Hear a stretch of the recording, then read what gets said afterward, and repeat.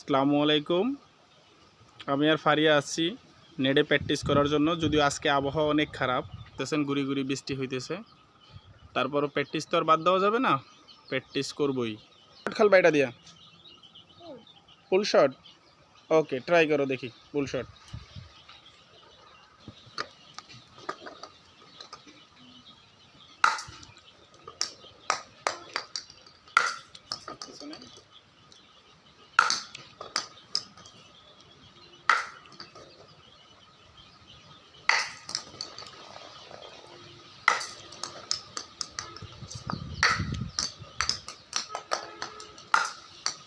Bat উপর থেকে good shot.